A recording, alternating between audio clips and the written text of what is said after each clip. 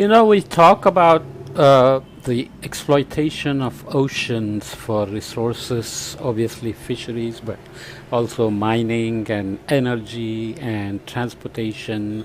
Now we also want to put more carbon dioxide into oceans, and oceans take up, almost 25% of the total CO2 that we emit, and more than 90% of the additional energy that we are trapping because of increasing greenhouse gases.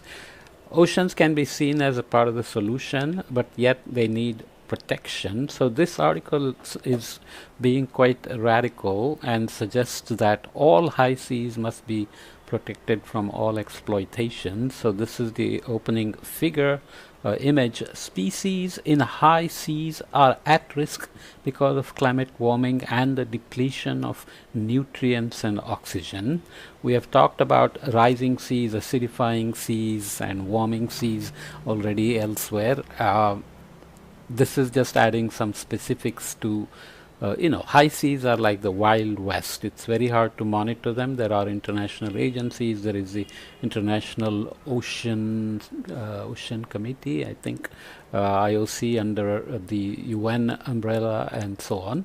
So the title here is we should why we should protect the high seas from all extraction forever. Okay, that's a fairly strong call for action. Will it work? Well, we know the negotiations going on all fronts within the UNFCCC and other agencies or international bodies to protect biodiversity, and deep sea mining is now becoming an international competition of sorts. Already a lot is going on. So exploitation of the high seas risks doing irreversible damage to biodiversity, climate stability, and ocean equity. A consensus must be built now to save them. So the key here is high seas. So obviously we are not talking about exclusive economic zones and so on. And biodiversity is a complex, it sounds very intuitive, and yet it's not easily quantified. So when you say high seas biodiversity must be protected, it may sound a little bit not easy to negotiate around, let's say. But climate stability is something we definitely want to worry about. And ocean equity, again, everybody having a right to exploit the resources. Oceans are well connected, so what happens in the high seas is going to affect the ecosystems and overall ecosystem functioning across the whole regions into coastal regions as well. And over 90% of the fisheries often tend to get caught in the exclusive economic zones. This is how the concept evolved for the exclusive economic zone itself. So international waters are also known as the high seas, make up also known as the high seas make up 61% of the ocean and cover 43% of the Earth's surface. Overall oceans cover 70% of the surface area. So this amounts to 2/3 of the biosphere by volume. So there are such details, and proposals to fish for species at greater depths and mine the seabed threaten to wreak yet more damage, putting the ocean's crucial role in maintaining the stability of Earth's biosphere at risk. Less than 1% of the area of the high seas is protected, however, and monitoring them is not easy. Satellites can help, but they are really the Wild West, as I said. Lots of things happen: illegal fishing, bycatches, and so on. That there are lots of treaties like the United Nations High Seas Treaty that was agreed in 2023 to fill this governance gap and expand the number of marine protected areas in international waters. It's crucial to protect at least 30% of the world's oceans by 2030, as agreed upon under the Global Biodiversity Framework in 2022. So these numbers are based on scientific calculations and how quickly we can get there. 2030 is basically here around the corner, right? We're already in middle of 2025. So high seas treaties could take years to come into force. 60 countries are required to ratify it, as this article was published, only 28 had done so. This is in June 2025. Processes and mechanisms are yet to be set up, and its implementation is likely to be hampered by lack of data, disagreements about decisions and divisions of responsibilities, and perennial problems associated with multilateralism. So data can always be used to say we don't know, so we don't have to worry about it. So this is very tricky, how you spin the data. Scientists here are passionately arguing that there is no data, but we know it's massive risk, and hence we must follow the principle of precautionary principle and try to protect things even though there are uncertainties, ambiguities, complexities, and so on. So what are the ecosystem services? Oceans, of course, store carbon and nutrients, and there are massive amounts of biomass that move up and down from the twilight zone into the pelagic zone. Twilight zone is basically also called mesopelagic. I don't know, I'm having trouble saying these simple words. I taught oceanography for a couple of decades, but anyway, mesopelagic zone at depths of 200 to 1000 meters. It's pelagic down to 200, mesopelagic, abyssopelagic, benthic, and so on. So they can be moving lots of carbon. They can, because they go up during the evening, night to feed and then come back down. We don't have good numbers on them, but again, precautionary principle requires us that we at least protect these species, even if they are not serving the carbon cycle itself, but they are part of the overall ecosystem in the oceans. Nutrient, so they work through the biological pump where they are moving carbon as organic carbon, so they can sink out when they die, or fecal pellets, detritus, various mechanisms by which the biological pump moves carbon in the system. And they also have what is called a nutrient cycle, which is basically I have discussed this ecosystem services or carbon cycle contributions by whales, for example. Whale poop does ion fertilization in the Southern Ocean, which is considered a significant source for maintaining the entire ecosystem there. And whales move thousands of kilometers to get to the Southern Ocean.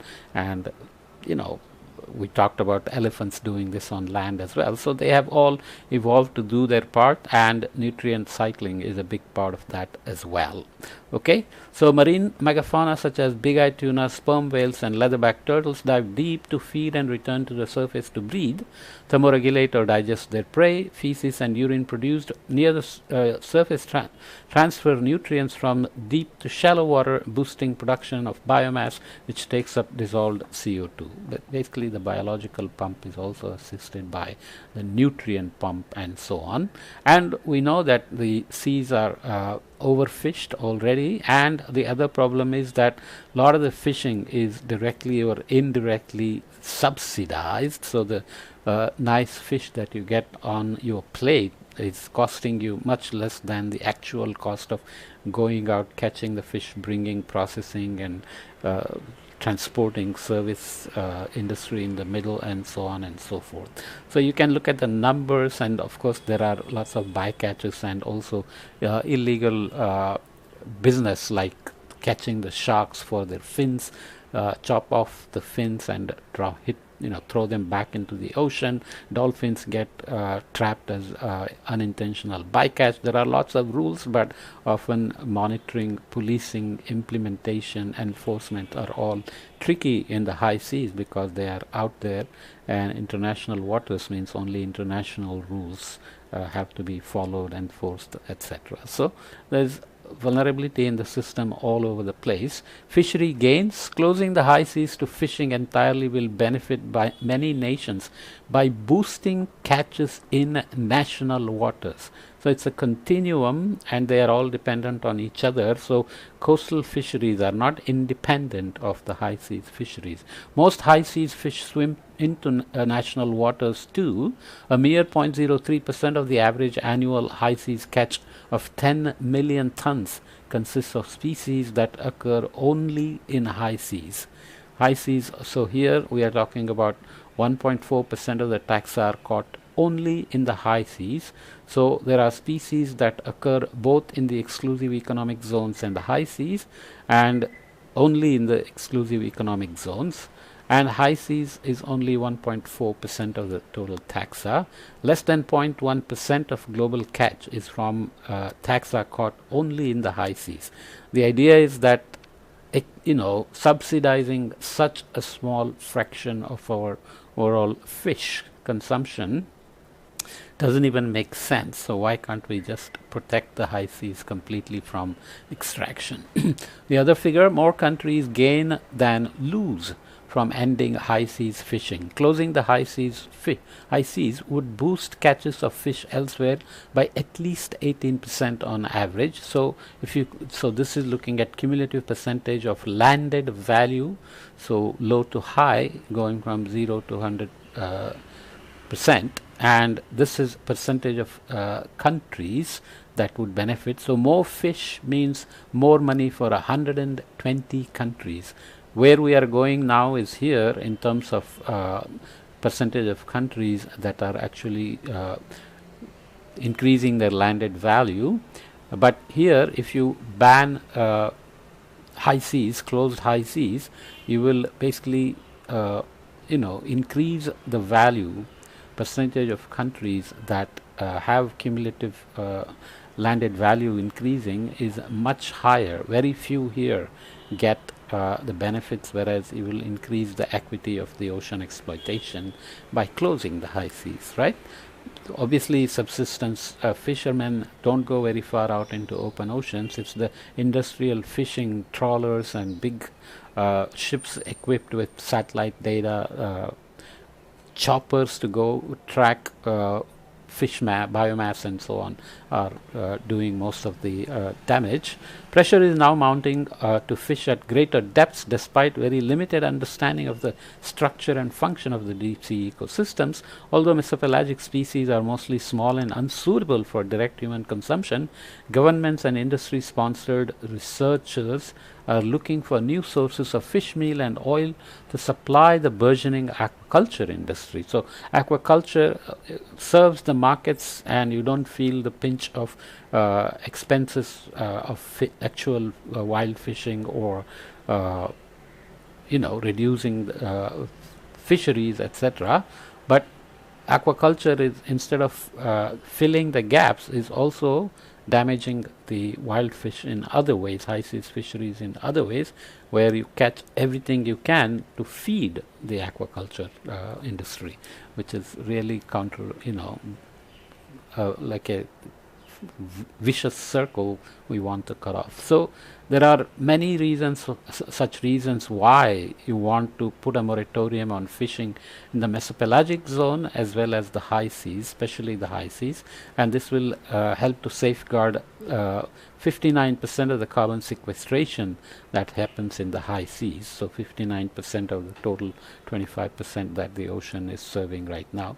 Warming is, of course, and wind changes are also affecting ocean's ability to take up CO2 from the surface, which is something that is related to overall mitigation we have to do and so on. So there is no need to fish in the high seas. High seas fisheries occur from the poles. So you kill species such as krill, cod, Antarctic icefish, and toothfish, to the tropics for tuna, billfish, sharks, and opah, for example. The devastating and poorly managed impacts of fishing were among the main motivations for the High Seas Treaty, formerly known as the Conservation and Sustainable Use of Marine Biological Diversity of Areas Beyond National Jurisdiction Agreement. So it's a long title, but just call it the High Seas Treaty. Closing the high seas to fishing has been proposed before by academics and by a high-level panel made up of former heads of state, government ministers, and policy experts. There are compelling reasons to do so. So we already looked at the one big gain here. It's hard to convince these countries to lower, to share the bounty with more countries at a higher landed value of their catch. So there's always a trick to share common goods, right? We've talked a lot about this in Eleanor Ostrom's work on the triumph of the commons, but you know, this is what we humans are, even though she says humans are not rational egoists who are always trying to maximize their self-interest, but there is a scale involved, and she was the first one to admit that this triumph of the commons works at small scales, but now we are talking about global scale issues. So there are more details. Few countries have the capital to invest in high seas fishing. Around 80% of the high seas catch is landed by only 6 regions: the Chinese mainland, Taiwan, Japan, Indonesia, Spain, and South Korea. Okay, so many of these fisheries are economically viable only because they are propped up by government subsidies, as we mentioned, and there are numbers for how big the subsidies are. Obviously, there are billions of dollars, so every time you get a cheap fish, it's basically being paid by your tax dollars. So not fishing these remote waters would have taxpayer money and would save taxpayer money and prevent publicly funded declines in endangered, threatened, and protected species, as well as immense damage, as well as reduce immense damage to the seabed and open water habitats. High seas species are currently fished using destructive and polluting methods as well, and there is very little oversight and weak governance of international law under the RFMOs, which are Regional Fisheries Management Organization. Bycatch, bycatch, and pollution problems are often extreme. Krill are these little shrimp-like species that live in the Southern Ocean, billions of tons, and they, swim at an angle because they are probably not neutrally buoyant, so they constantly swim and create turbulence. Maybe that's an evolutionary trait to make themselves invisible to the predator, but the whales come in and open their mouth and gulp down thousands of gallons of water, and then release the water and keep the krill. Krill is very high nutrition value for the whale calves, which come to nurse them in their early phase.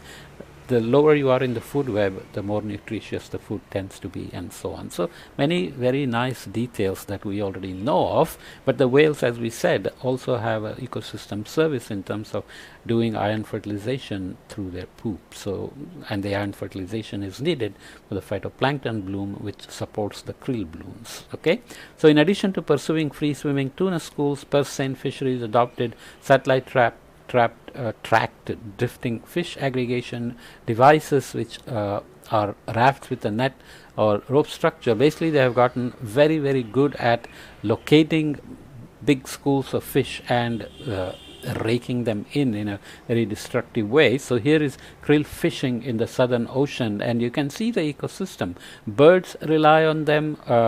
There are all kinds of birds you can see. These are some sorts of seagulls, I'm sure. These are not penguins. They look like these are also seagulls. There are other colors here as well, maybe albatrosses and so on. So there are rich ecosystems associated with them. More than 120,000 DFADS drifting fish aggregating devices were deployed annually between 2007 and 2021. So up to 90% of the DFADs are lost or abandoned at sea, so you are creating massive problem of pollution as well and killing species through that as well. The sustainability of high seas fishing is being placed at further risk by deoxygenation from warming and stratification. So when you warm the oceans, they get stratified, so it becomes harder to mix nutrients into the surface. So you're going to make them more like deserts by reducing production as well. So global ocean has lost around 2% of its oxygen content over the past 50 to 60 years, and also that leads to domination of jellyfish, which can survive poor nutrient and poor production, primary production waters, and so on. So closing the high seas to fishing would support population recoveries of targeted species. Fishers would have access to healthier, more productive stocks that spill into national waters, where they could be exploited with better governance and oversight. 98.6% of the exploited high seas fish straddle national waters, so you don't need to really exploit high seas at all. especially because you have so many co-benefits by protecting them. Remote regions such as the high seas, when highly protected, generate greater conservation benefits for ocean wildlife relative to areas that are closer to humans. Fishing in national waters would be more equitable, expanding beneficiaries to include most fishing nations, many of them low and middle income countries. Sustainable catch volumes are potentially greater than present high seas catches. So the gains you would make by closing down high seas fisheries would actually increase your yield in the national waters. And population recovery of ocean-going megafauna would help to compensate for deoxygenation-driven declines in productivity, as well as boosting the upward nutrient pump. So here is a prop on climate gains, or figure, sorry.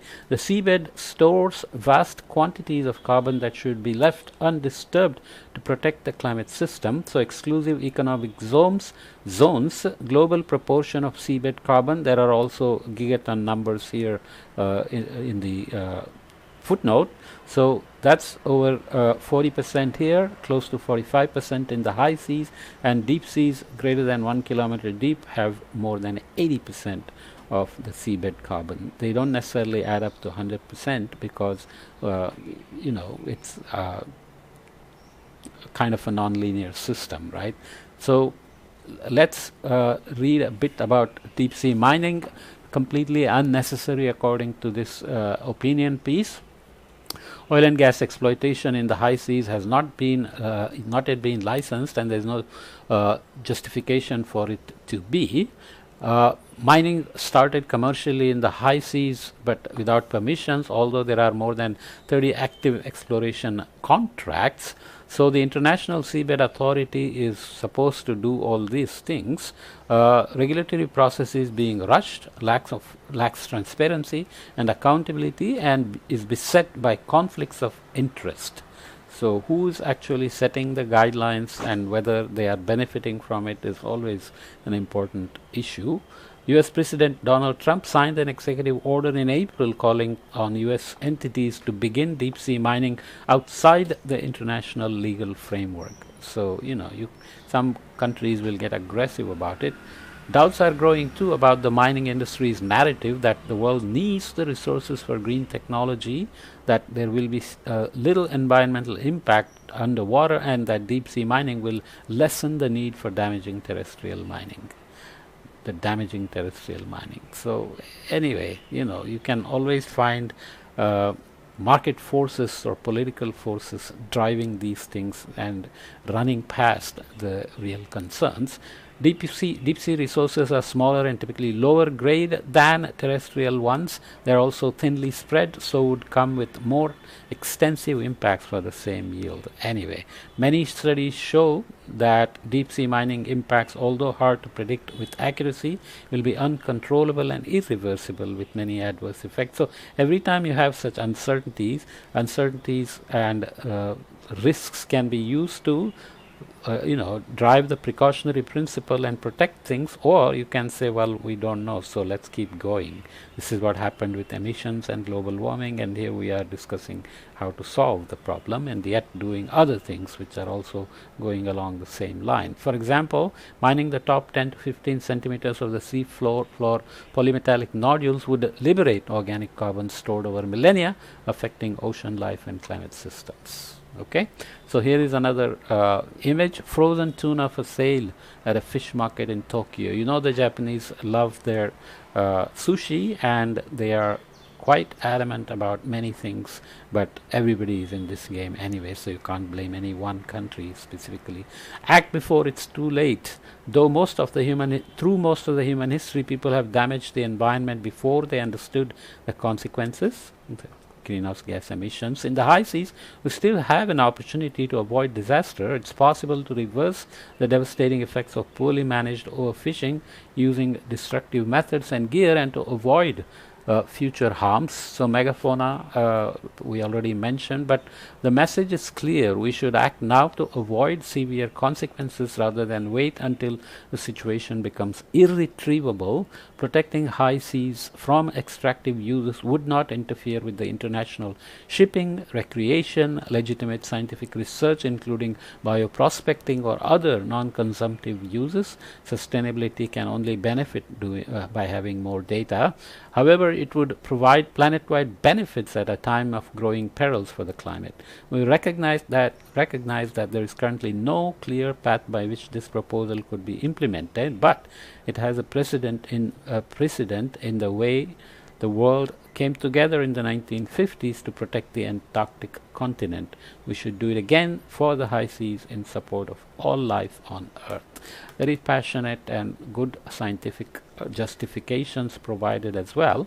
So let's see how it goes in the coming years. Okay. In the meantime, countries are desperately competing with each other to do deep sea mining for economic benefits, of course, and we have to just hope that the right things will be done soon.